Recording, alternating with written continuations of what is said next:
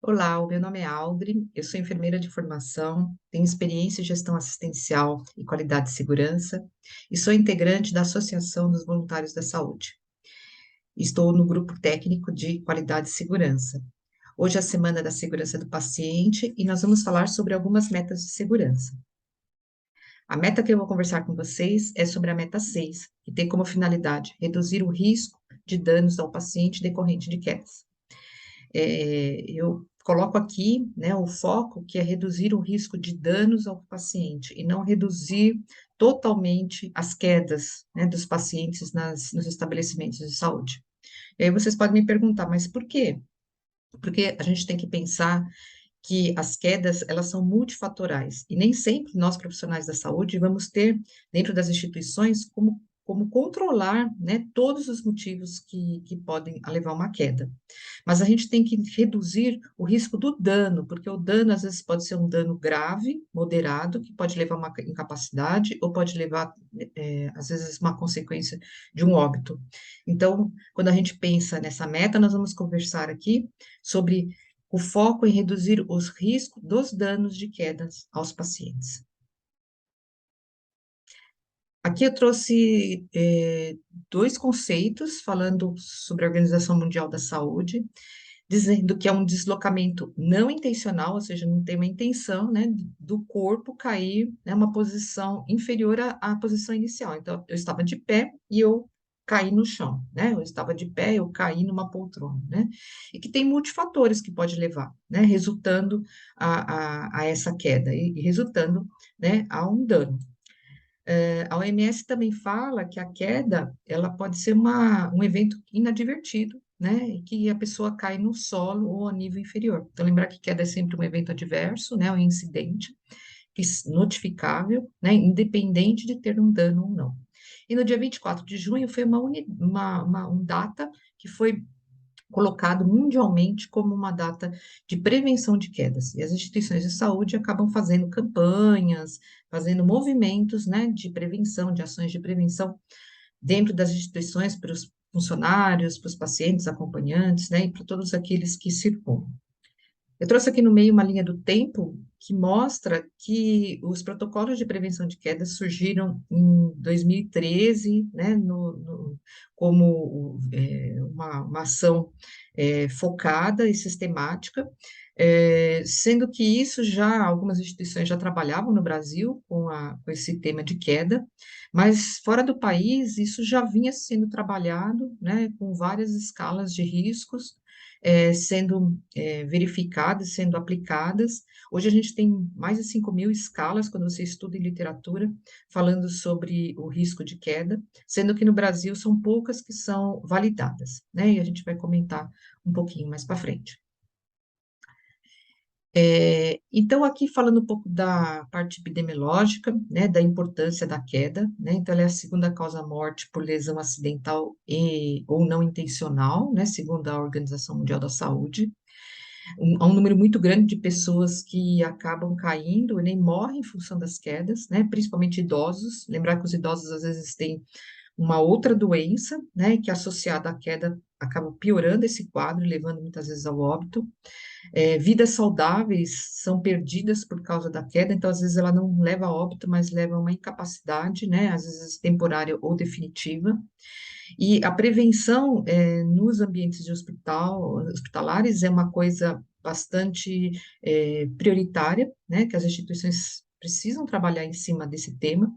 E a notificação, independente do risco, ela tem que ser feita para você poder mitigar, né, e ações, aprender com os erros e aprender, né, medidas de prevenção e colocar medidas de prevenção para queda nas instituições. Os tipos de queda segundo Morse, Morse é um autor, inclusive a escala de queda, né, existe a escala de Morse, ele classifica como queda fisiológica antecipada, que pode ser prevista em 78% dos casos, ou seja, é aquelas que você poderia ter feito ações para ela não acontecer, né? Por exemplo, um paciente que toma um medicamento, né, que age no sistema nervoso central, ou de repente um paciente no pós-operatório imediato, né, ele está sob efeito da anestesia e ele pode cair ao levantar do leito, ao levantar da poltrona, né, sem uma ajuda. As quedas fisiológicas não antecipadas, então, aquela que você às vezes não consegue prever, né, como profissional da saúde. Então, o paciente está deambulando no corredor, ele tem uma arritmia, né, e ele ou teve uma crise convulsiva, né, e a pessoa cai no chão e se machuca, né? Então, você não consegue muitas vezes antecipar. E as quedas acidentais, né? Então, isso corre no ambiente hospitalar, tropeça no tapetinho do banheiro, tropeça num fio de um equipamento, né? Um piso molhado, né? Durante o banho, escorrega num piso que não é muito mais escorregadio. Então, as quedas que podem ocorrer. E os fatores de risco, a gente tem aí demográficos, né? Então, as crianças, elas normalmente elas têm uma propensão maior em cair, até porque a criança, ela é muito agitada, né? Então, às vezes pode até cair do colo, né? Do tutor, do familiar, do profissional da saúde. Os idosos, né? Por características funcionais, né? Do idoso, acaba caindo mais. Psicocognitivos, então, pode ter um declínio, uma depressão, uma ansiedade. A gente lembra aqui nos vulneráveis também, pacientes que têm, às vezes, uma deficiência física, né? Pode ser auditiva, visual, né? E pode levar à queda. Doenças crônicas associadas ao fator que ele vai estar dentro do hospital, comprometimento sensorial, funcionabilidade, equilíbrio corporal. Então, tudo que é ligado à marcha desses pacientes pode levar a uma queda. Uso de medicamentos, como eu falei, às vezes medicamentos para dormir, então o paciente toma remédios para dormir, muitas pessoas fazem uso disso, às vezes nem só idosos, e acorda sonado, levanta para ir ao banheiro e acaba caindo, né? Uso de outros medicamentos antihipertensivos e outros tipos de medicamentos também pode levar a uma hipotensão postural e levar a uma queda. Obesidade severa, então, obesidade mórbida, pacientes muito obesos, pode tentar levantar de uma cadeira, de uma cama e pode se desequilibrar. E a história prévia de queda, então, sempre que você tem um paciente que ele te fala, eu caí na última internação, às vezes a família fala, ele cai muito em casa, é um paciente que tem propensão a cair a nível hospitalar. E como prevenir, né? Então, a Anvisa colocou que os núcleos de segurança, na RDC 36, façam ações e estratégias para a prevenção de quedas, né? Incluindo aí também sempre lembrar quando a gente faz essas ações, não só para os profissionais, mas família tem que estar envolvido. Então, tem que existir medidas proativas de estratégias para mitigar os incidentes ou eventos, né? Então, você precisa conhecer, né, esses eventos, ter notificação para você poder classificar e saber o que é com dano, quais são as prioridades com dano, né? As avaliações de riscos estarem associadas a isso. Protocolos multiprofissionais, né? Lembrando que a gente não pode pensar só em enfermagem, a gente tem que pensar que todo mundo está à beira-leito e outras áreas também estarem envolvidas nessas ações. Quando a gente pensa que um paciente chega no hospital, né? Então, o manobrista do hospital, o segurança do hospital abre a porta, às vezes, para o paciente sair, né, do carro e já percebe que esse paciente é um idoso, ele tem dificuldade para andar, né? Então, ter algumas ações que ele possa fazer desde a entrada do paciente, na recepção, né? Pequenas medidas que você possa prevenir quedas, muitas vezes em áreas que não são totalmente assistenciais. Então, todas as unidades da instituição têm que estar envolvida nessas ações.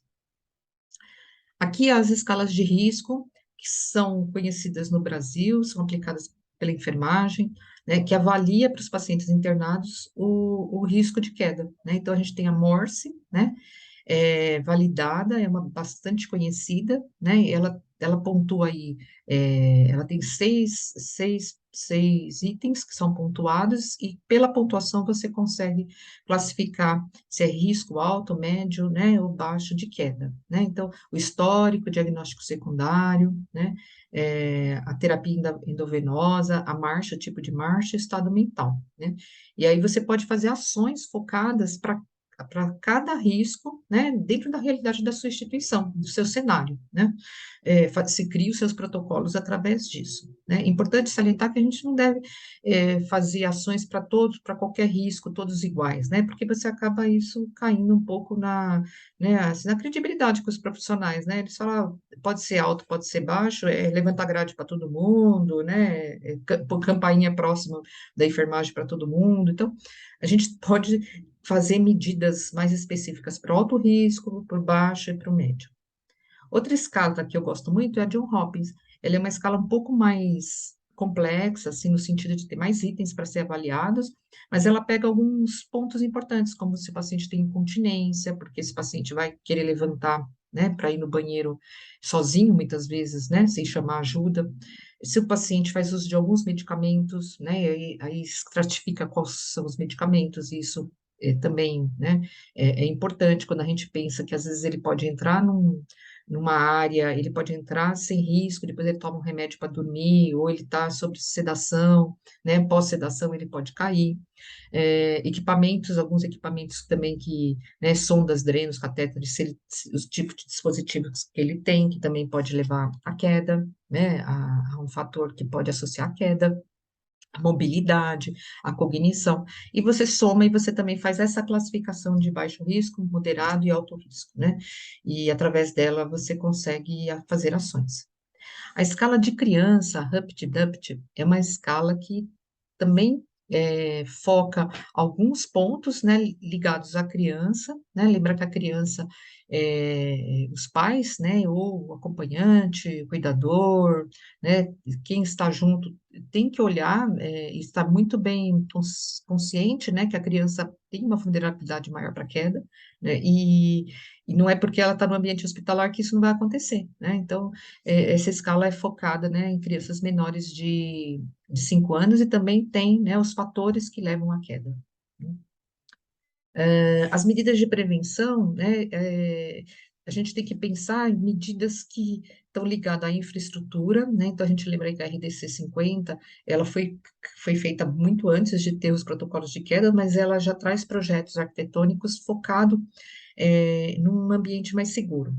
Os mobiliários e equipamentos, ambientações, também são importantes quando a gente pensa em tipo de, por exemplo, cadeira. A cadeira é aquela cadeira que fica no quarto, às vezes o paciente sentar, né? Então, eu já vi queda da cadeira, a cadeira tombar com o paciente, quando você levanta aquele apoio e o paciente vai levantar da cadeira sem abaixar o apoio, a cadeira vira com ele, né?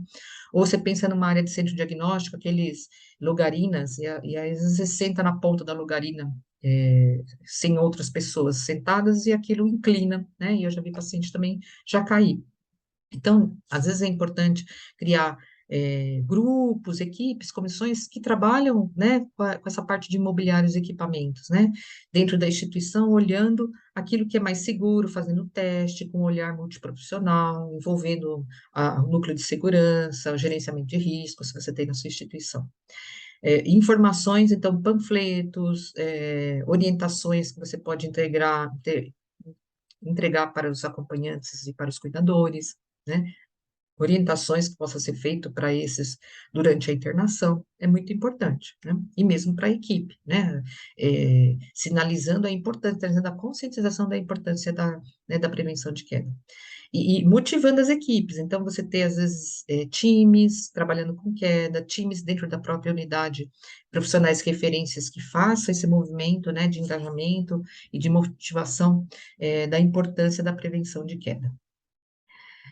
Bom, as medidas reativas, né? Então, a gente vai olhar aí as classificações das ocorrências, aquilo que foi notificado, e criar indicadores, né, com ficha técnica, para você avaliar, né, essas medidas e saber realmente se as ações estão sendo feitas. Você pode fazer indicadores, como está aqui nos exemplos, focados em olhar se as avaliações estão sendo feitas, né? Você faz uma amostra por unidade, você vai nas unidades, olha o que está no prontuário, olha o que está dentro do quarto, conversa com a família, com o paciente, para saber se está sendo orientado, ou você pode olhar as notificações e olhar, classificar com dano, sem dano, né? E olhar se essas notificações estão sendo feitas, e você avaliar por unidade, então qual a unidade que mais cai, quais são as ações que estão sendo feitas lá, então fazer um foco às vezes, por locais, né? Ah, eu descobri que está caindo mais pacientes no centro diagnóstico, né?